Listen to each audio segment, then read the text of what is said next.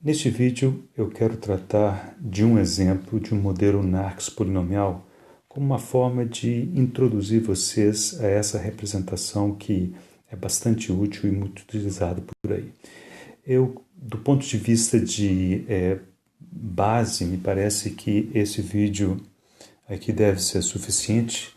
Modelo RX, ordem, atraso puro de tempo e ganho. Algumas das ideias que estão nesse vídeo, vamos aproveitar elas agora e aproveitá-las no contexto desse modelo NARMAX, em que NARMAX é a sigla para Nonlinear Argmax, ou seja, um Argmax não linear, e o Argmax continua sendo a sigla de autorregressivo, Moving Average, que avalia a parte de média móvel, com entradas exógenas. Quando iniciou o modelo NARMAX polinomial, daqui a pouquinho eu vou falar do polinomial. Muito bem, estas duas referências, observa aqui, parte 1 e parte 2, então são dois artigos publicados na sequência nesse periódico International Journal of Control, 1985, do Leontaritis e Billings, é normalmente considerado como o ponto de partida, o artigo inicial desses modelos. Apesar de que existem algumas tentativas parecidas ainda no início da década de 80, eles mesmos têm um artigo de 1982, se não me falha a memória, mas é um artigo em evento, bastante preliminar, etc. Mas se vocês olharem na literatura, normalmente, quando se cita NARMAX polinomial, os artigos que são referendados são esses daqui. Aliás, são super citados esses artigos. Muito bem, a apresentação mais formal do modelo NARMAX ou NARMAX polinomial vocês podem encontrar na seção 10.3 do livro de identificação de sistemas. Muito bem, mas então que modelo é esse, que classe é essa NARMAX polinomial? Bom, primeiro, NARMAX é simplesmente uma sigla que se refere a esses aspectos. O modelo tem uma parte autorregressiva, indicando o uso de valores passados da própria saída. Então, essa parte AR, vou indicar aqui por AR. Depois, a parte de variáveis exógenas, ou seja, as entradas independentes estão aqui, essa é a parte X. A parte de média móvel está aqui. Okay? Muito bem. Agora, então, esses são os ingredientes do modelo. Então, tem termos autoregressivos, termos exógenos e termos de média móvel. E a combinação deles é que pode ser não linear. Agora, no mundo não linear, nós podemos combiná-los não linearmente das formas mais diversas possíveis, utilizando relações, por exemplo, trigonométricas, podemos utilizar redes neurais, podemos combinar estes elementos como monômios de potências, quadráticas, cúbicas, etc. Aí onde que entra o adjetivo polinomial. Quando dizemos que é um NARMAX polinomial, o que estamos dizendo é que esses ingredientes eles são combinados por uma função não linear polinomial. E nesse caso, normalmente indicamos aqui f elevado a L, indicando que FL é um polinômio de grau L. Observe que isso aqui não tem a ver com a ordem.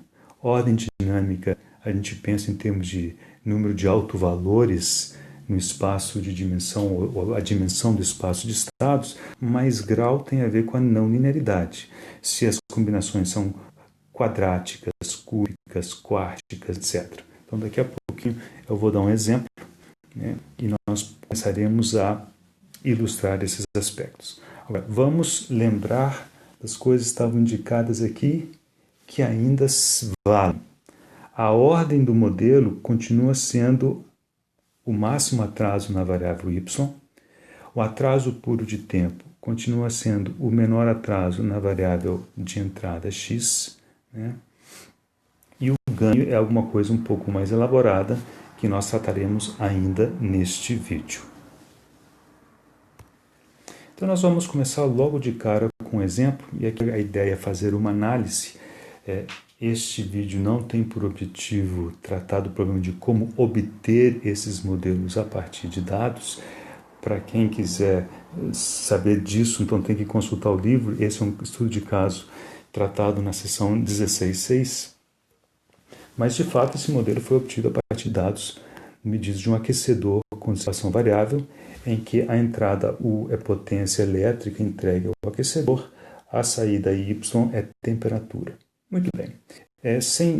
Obviamente, alguém vai perguntar como é que a gente escolheu esses regressores específicos, e aí a resposta é a seguinte: existe um algoritmo que trata disso ou que resolve esse problema de forma mais ou menos automática, ou seja, o usuário só tem que definir algumas coisinhas iniciais, o algoritmo se encarrega de procurar os melhores regressores.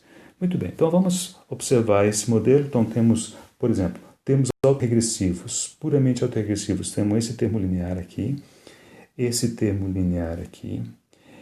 A parte exógena, um termo linear aqui, um termo quadrático aqui e um termo quadrático aqui. E temos dois termos cruzados, o y. Então, em termos da ordem desse modelo, a ordem desse modelo é 2. Então, esse é um modelo de segunda ordem, não linear, mas de segunda ordem. Em termos do atraso puro de tempo, o menor atraso na variável u é 1. Então, um atraso de 1, que é o menor atraso que a gente tem em tempo discreto. E esta parte em azul é a parte de média móvel, que eu não estou mostrando aqui. Ela entrou apenas para tornar o processo de estimação destes parâmetros estatisticamente correto. Mas nós não vamos simular a parte MA, vamos simular apenas a parte em vermelho. Okay? E os parâmetros foram obtidos a partir dos dados, resolvendo-se um problema de mínimos quadrados estendido, etc., etc., mais informações no livro.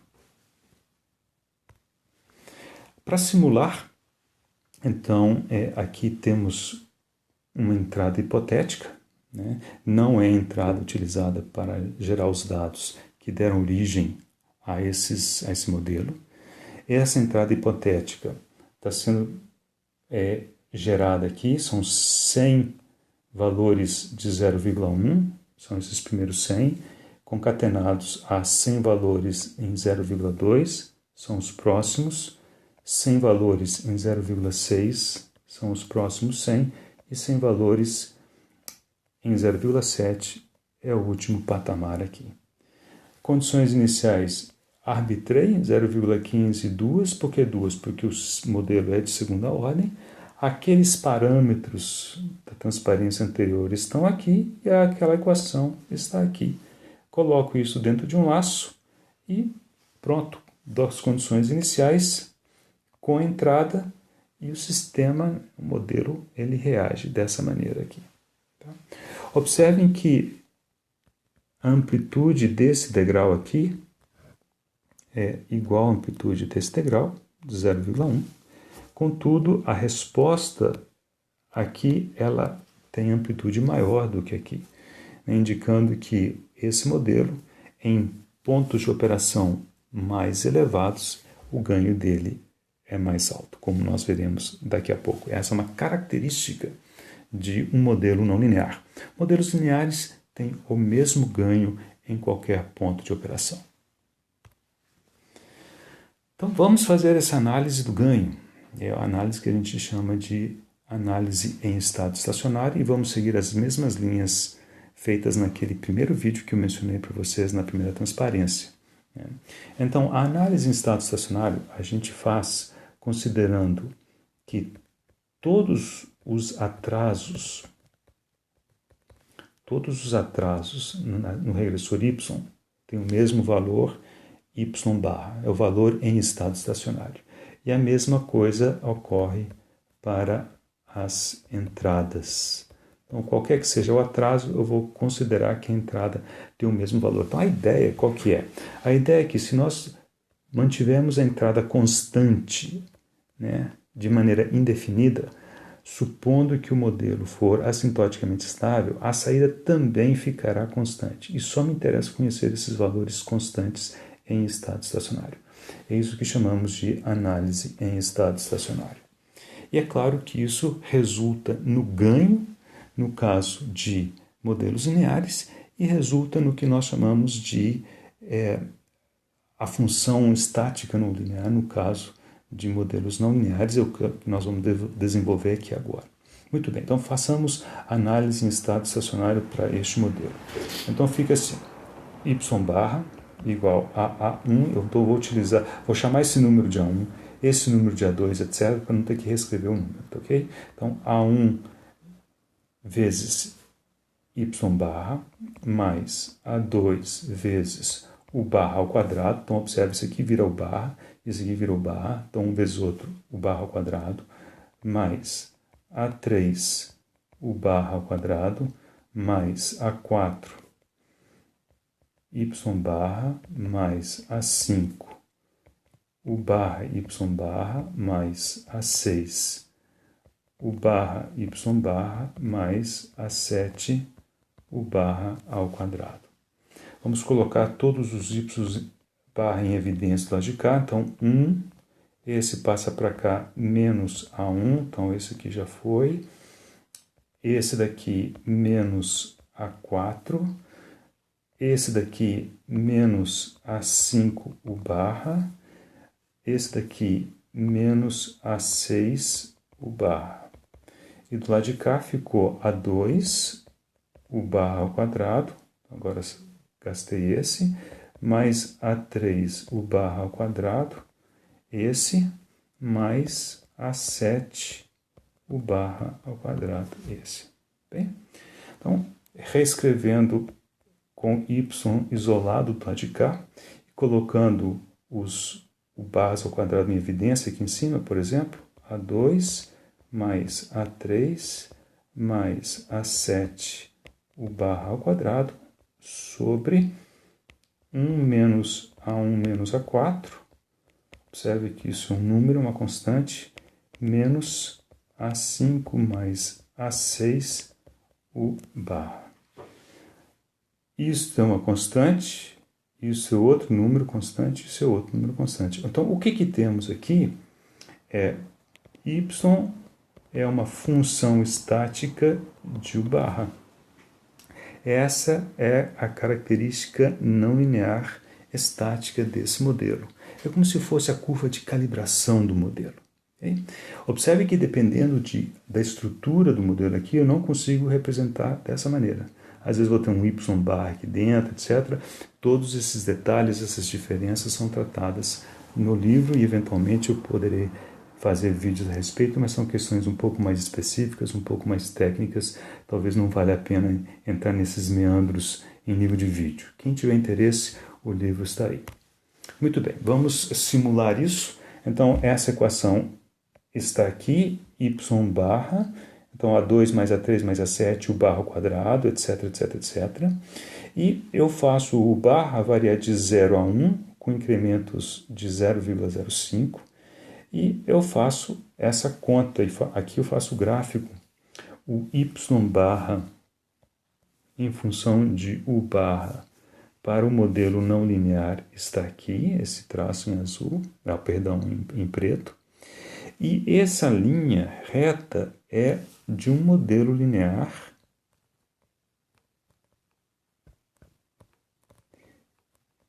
que eu não mostrei para vocês, mas é um modelo linear obtido a partir da mesma massa de dados, né? O grosso da massa de dados está nessa região. E observe que nessa região essas duas curvas mais ou menos se aproximam. Mas o fundamental aqui é observarmos que o modelo linear, como não poderia deixar de ser, a característica estática dele é uma reta que passa na origem. Porque no caso do modelo linear nós temos isso aqui, y é igual a k, o barra, em que isso aqui é o ganho. Essa é a relação estática do modelo linear. E essa função é essa reta tracejada que passa na origem. E no caso do não linear, temos aquela função y f estático, o barra, que no caso aqui é essa curva aqui, né, que não necessariamente precisa passar na origem, apesar de que esse daqui passa, né? E tem uma curvatura, etc, etc. Muito bem. E o ganho? Onde que aparece o ganho nessa representação? Ora, o ganho é a derivada de y em relação a u, tanto para o caso linear quanto para o caso não linear. Então, o ganho é igual à derivada de y barra em relação a u. E numericamente a gente pode calcular isso como variação de y barra em função de variação de u barra. E é isso que está escrito aqui. Então, o ganho é a variação de y barra dividido pela variação de u barra. E o ganho está indicado aqui. Então, esse aqui é o ganho para o caso não linear, e esse é o ganho para o caso linear sem nenhuma surpresa, é constante. Né? E aqui nós vemos claramente que o caso não linear, o modelo tem ganhos baixos nessa região, olha aqui, ganho baixo, sensibilidade baixa, e sensibilidade mais alta aqui, né? Ganho mais alto aqui. Né? Então, observe que essa representação, essa maneira de fazer análise em estado estacionário, abre a cabeça para a gente interpretar melhor esses modelos, principalmente em tempo discreto.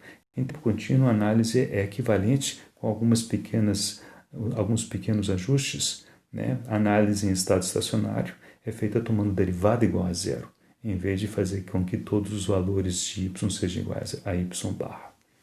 Mas, enfim, essa é outra história. Deixa eu terminar fazendo a última análise aqui. Esse é o modelo de sempre, o modelo que temos analisado, e ele pode ser colocado em forma de espaço de estados, definindo, por exemplo, um vetor de estado aqui e o mesmo vetor de estado um passo atrás aqui. Como nós já havíamos visto que o modelo é de segunda ordem, então o vetor de estado tem dois elementos. E a matriz que aparece aqui, que no caso não é uma matriz constante, ela é 2 por 2. Muito bem. E ela tem essa estrutura, os detalhes de como escrever um modelo na polinomial em forma de espaço de estados, né? Vocês podem encontrar aqui. E no caso particular aqui, cai nisto, em que essas duas grandezas são, por definição, A1 é a derivada da função do modelo em relação a y de k-1, e A2 é a derivada do modelo em relação a y de k-2. Então, vamos fazer essa conta. A1, então nós vamos tomar esse modelo e derivar em relação a y de k-1. Então, o primeiro termo tem y de k-1, eu derivo em relação a ele, tenho A1. Aqui não dá nada, aqui dá zero, derivada em relação a isso é zero, em relação a isso é zero. A derivada desse termo em relação sempre de k-1, né? Y de k-1 é zero. Aqui eu volto a ter y de k-1, então a derivada desse termo em relação a y de k-1 é A5, u de k-2, e aqui não tem o k-1 mais. Então, pronto, é só isso. E tomando a derivada em relação a y de k-2, então aqui é 0, 0, 0, aqui é A4, aqui é 0, aqui é A6 vezes u de k-2, e aqui é 0. Muito bem, então, essa parcela entra aqui, essa parcela entra aqui, e vemos que essa matriz, que é chamada de matriz jacobiana, ela não é constante, ela depende, no caso aqui, da entrada, e nós vamos fazer agora a avaliação disso em uma condição de operação. Então, nós vamos escolher duas condições de operação. Vocês lembram que na primeira simulação, o primeiro degrauzinho era de 0,1 a 0,2, então eu vou pegar o valor intermediário. E o último degrau era de 0,6 a 0,7, então também vou pegar o valor intermediário aqui. Então, fazendo esse u uma constante igual a 0,15 aqui e a 0,65 aqui, substituindo aqui os valores, essa matriz passa a ser constante. Então, calculando os autovalores que correspondem aos polos do modelo linear que é a linearização deste modelo não linear neste ponto de operação. Temos um polo em z igual a 0,84, z igual a 0,43. E no caso de um outro ponto de operação, esses polos são um pouquinho diferentes. Veja que eles não mudaram muito, né? Mas mudaram um pouco. Se vocês querem pensar em termos de constante de tempo, então podemos utilizar o mapa, o mapeamento z igual a e elevado a menos st, em que S é a área de Laplace e T é o tempo de amostragem. O tempo de amostragem, nesse caso aqui, está normalizado, então é 1. Então, pode esquecer do T. E o S é sigma mais menos J ômega. Mas como esses polos são todos reais, então não tem a parte imaginária. Então, é simplesmente sigma. Então, E elevado a menos sigma. E a constante de tempo o inverso do polo. Então, essa conta, com esses valores de Z, dão esses valores de constante de tempo, que se vocês voltarem às simulações, vocês vão verificar que eles estão coerentes, né? Ou seja, o tempo de acomodação naqueles gráficos é basicamente 4 a 5 vezes a constante de tempo mais longa. Então, basicamente, o que vemos aqui é que o sistema fica um pouco mais rápido à medida que ele sobe o ponto de operação, mas a grande diferença não está na sua velocidade de resposta, mas sim no ganho, como vimos na análise de estado estacionário. Portanto, por enquanto eu vou fechar aqui esse vídeo, mas qual que era o objetivo que eu espero que tenha impressionado vocês? É que a partir de um modelo Nax polinomial, nós podemos fazer mais do que simplesmente olhar para isso como um monte de somatórios e produtos. Existe uma análise passiva de ser feita, e essa é uma das grandes vantagens do modelo Nax polinomial. O que, por exemplo, se fosse um Nax neural, seria muito mais enjoado de fazer esse tipo de análise, né? Ou Nax RBF, por exemplo, também é super complicado fazer uma conta dessa nesse contexto. Nesse caso aqui, o polinomial está a nosso favor. Em compensação, é uma estrutura menos não linear do que as outras, um pouco menos geral.